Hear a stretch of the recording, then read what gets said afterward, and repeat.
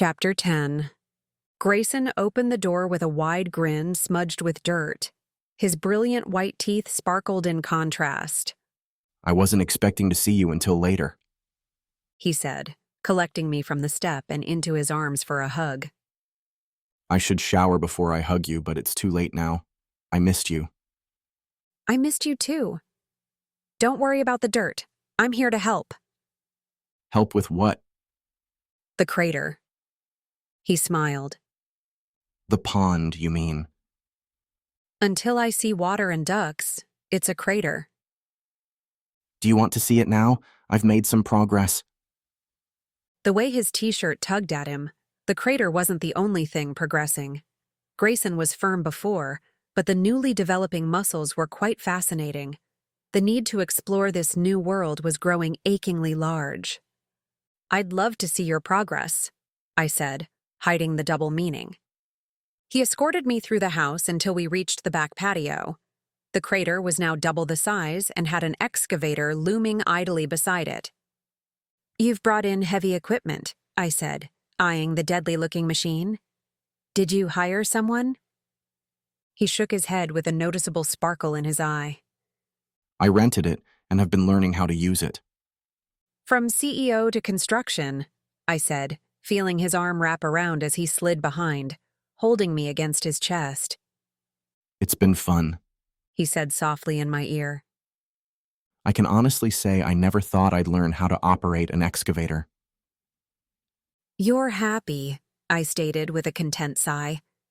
For a brief time, I wondered if he was ever going to fully recover from giving up his life in a suit. Now I sensed a switch. He's starting to embrace his new life. It's a start. I leaned into him, soaking up his enthusiasm for a piece of machinery. It was hard not to be enthused when his newly defined body was wrapped against mine. "I am happy, sweetheart," he said, kissing my neck. "and I have you to thank for it." I fluffed off the last comment. I was thrilled he was finding his way, but I didn't want his thanks. Not when I'm dating another man under his nose. A hollow feeling carved through my belly. He deserved better. Caleb too. I must make a decision soon. "I came to help, but you seem to have everything under control," I said. "You can still help. "How?" I'll show you." His hand slipped into mine as he led me toward a table with a nicely hand-drawn plan of the multi-acre backyard. I stepped closer, eyeing the elaborate design. "This is beautiful." "Thank you. As you can see, my crater grew into a fully landscaped yard." "This design isn't just a landscaped yard," I said, tracing the trees and plants with my finger. Secret alcoves and a labyrinth were also depicted. "It's like a secret garden." "Do you want to add to the design?" "No, it's perfect." "Nothing is perfect." "But this is. I can already envision it. How long will it take to finish?" He scanned the drawing. "Since I'm doing it by myself, I guess a year." "The way you work, it will be done in 3 months." He laughed softly, drawing me closer. "I plan on spending time doing other things too." "Like what?" A devious smile grew. "Oh!" I squeaked as he pressed against me, nibbling my ear. "Let me shower and we can go on our date," he said as his lips traveled a path to my neck. "I want to help with the crater while it's still light out," I said. "We can go out after." His brow quirked. "You really want to help?" "Yes, I want to help. And now that I've seen the design, I want to be a part of it." "You already are a part of it." "How?" I asked. "You're all I think of." "That's sweet," I said, feeling my heart pitter-patter. "But it has nothing to do with your garden." "It has everything to do with it. You are in my thoughts as I'm digging the pond. You're the one I thought of when I designed the garden. Look at this." he said, pointing to a secret alcove on his design. "This is where I want to kiss you, our own little spot of Eden. And this he continued, pointing at the labyrinth. is where I want to chase you until I corner you here." He said, tracing until he reached the middle of the labyrinth where it opened to a fountain and lounge area. His hand brushed my cheek in a soft caress. That is where I want to make love to you. This garden is for you. He slowly lowered his mouth to mine. My heart thudded hard as I took in his words. It was the sweetest, most romantic gesture any man had ever given me, and it stole my breath. All of it. I held on to him as his lips hovered over mine. Curling my fingers into his shirt, I tugged him the rest of the way down. I had to kiss him. He had once told me he loved me, but then never repeated it. After the week I ran away, I thought I might have ruined whatever affection he had. But this garden and his words proved his love, making my decision that much more impossible. Or maybe it made it easier. Women should be allowed to have two husbands, I thought. From the stories I've heard from married women, one is never adequate to begin with. Of course, that would mean extra toilet seats left up and extra dirty clothes on the floor. Did I say husband? Is that what I'm deciding? Who I want to ultimately marry? Oh, brother. I just made it even more complicated. No, I have to remember baby steps. And the way Grayson was kissing me, there was a possibility of a different baby matter. I pressed back against his chest, feeling his muscles beneath the thin t-shirt. Damn, who would have thought an added layer of muscles would be 100 times sexier? I had a strong urge to rip off his shirt and nuzzle in. Maybe I could get him to take off the shirt while shoveling. I'd love to watch his muscles move while he worked. Nadia? Grayson asked, snapping me from my thoughts. So, I stalled, regaining composure. Should we work on the pond while it's still light? Working is safe, I thought. And then when it's dark? He questioned, eyes twinkling. I cleared my throat. Then we do something else. Would you like to check out my equipment? I blinked, giving him ammunition to laugh at me. I meant the excavator. You've already seen my other equipment. He said, amused, leading me to the excavator. I looked up at the machine's giant arm and bucket. It's rather scary up close. Are you sure you know how to operate it? Hop on and I'll show you. I scrambled up to the cab, feeling his hands assisting in the most inappropriate places. Are you trying to make me fall? I asked, scurrying out of his reach. I'll catch you. He promised, following me into the cab where the controls were.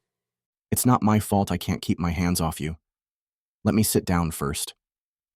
I eyed him. Either you have to sit on my lap, or I have to sit on yours. There's not enough room.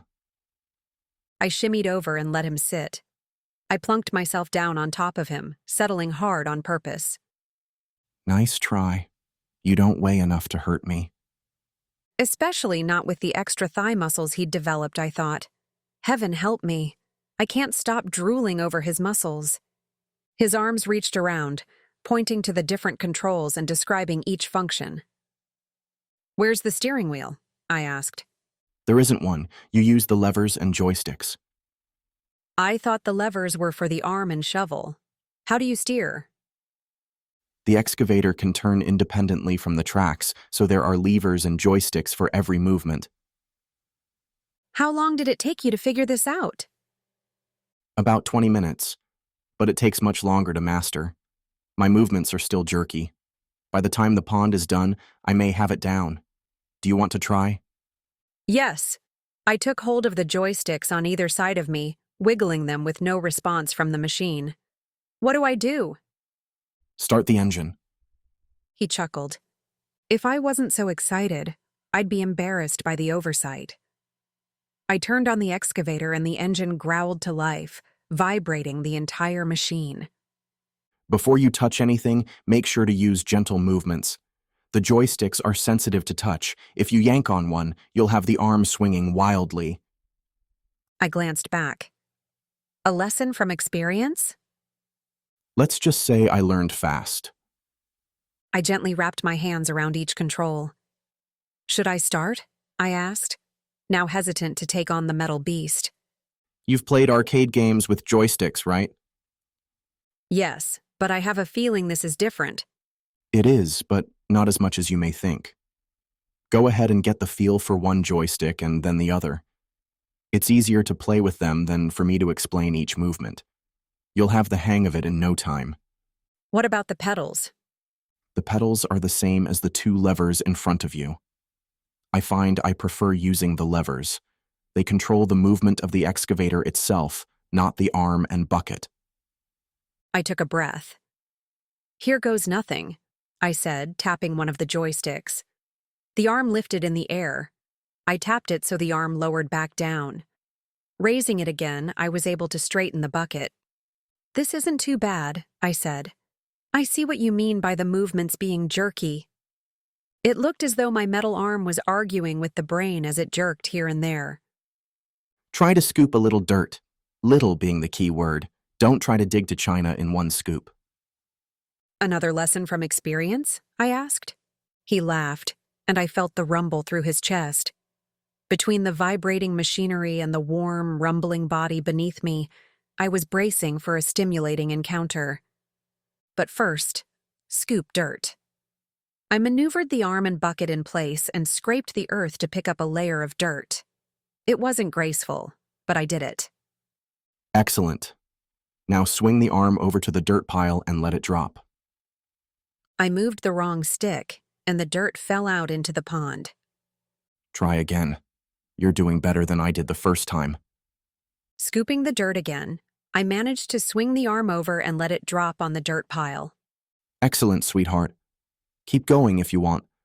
I've never enjoyed sitting idly while others are working, but I could get used to this, he said as his hand glided over my thigh.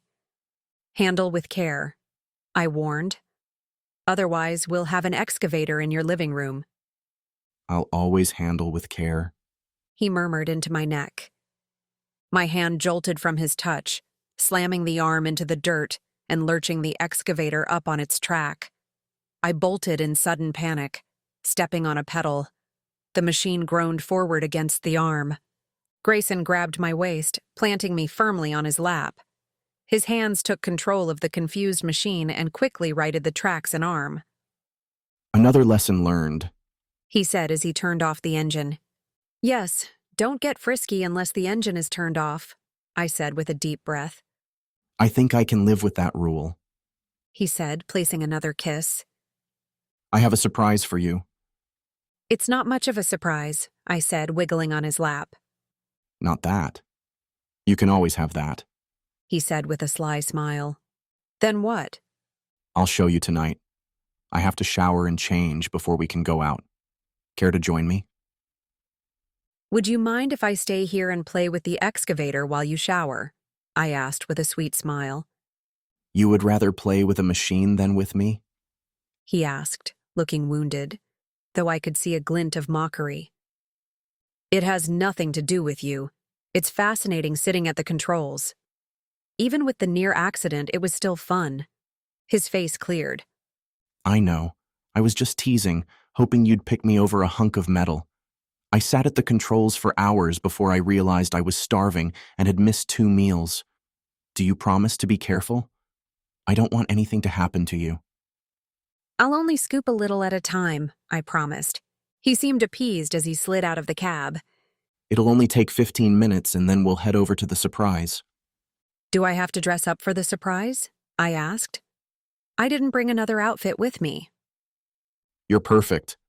I glanced down at my jeans and plain shirt with a raised brow, but he was already hopping off the excavator.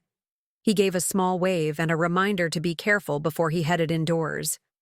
I turned on the excavator with a beaming smile and settled back into the operator's seat. It only took a few minutes before I got into a rhythm of scooping and dumping. Scooping and dumping. It wasn't a smooth rhythm, but it wasn't bad for a rookie. Scoop. Dump. Maybe I could become a heavy equipment operator. It may be a fun job. Scoop. Dump. No, I'd miss poker too much. Plus, day after day of working with sweaty men might not be all it's cracked up to be. I'm only interested in 2 sweaty men. Scoop. Dump. I should have helped Grayson in the shower. Scoop. Scrape. What was that? I tried to scoop again and heard the same scraping sound. Did I hit a rock? The sun was setting, and a glare in the window prevented a good look at the bottom. I lowered the arm down to rest on the ground, set the brake, and jumped out of the cab. Peering down into the crater, I couldn't see anything. Perhaps a layer of dirt covered the rock. Carefully trekking down the steep slope into the pond, I stopped near the bucket and used my shoe to shift the loose dirt. There was definitely something down there. What if it's a pipe? I wondered with an uneasy feeling. God, I hope I didn't bust a line. Surely with Grayson's background in building development, he'd make sure he wasn't digging in an area with pipes. Of course, he didn't start off this dig with mental clarity. Maybe he forgot to check. I bent over and used my hands to brush away the dirt. The sound of the engine shifted just slightly, but I didn't think anything of it. Whomp! The scoop slammed to the side, narrowly avoiding me. Damn! Grayson! Stop! I'm in the pond! I shouted, scrambling to escape the swinging bucket. Grayson! With the sun's glare, he probably didn't see me. I frantically ran to the side and tried to claw my way out. The loosened dirt caved under my assault, sliding me back to the bottom. The bucket swung wildly, knocking into the dirt only a foot from my head. Grayson! I screamed. Stop! I bolted, trying to run past its reach, but not in time. The back of the bucket shoved me, sending me flying a few feet forward, slamming me into the ground. Breath ripped from my lungs. Clutching my chest with a burning wheeze, I rolled out of the bucket's path. My eyes flashed to the cab. That's not Grayson. Dirt flew up, caving the earth beneath me. The bucket swallowed me whole. I battled the heavy dirt as the bucket was lifted into the air. Oh God. Oh God. The dirt shifted as we rose higher and higher. The arm stopped with a clunk, stretched as high as it could go. Grayson! My yell turned into a high-pitched scream as the bucket tipped, abandoning me into the air with a shower of dirt falling fast. My limbs flailed against the open air. The ground came quickly and then everything went black.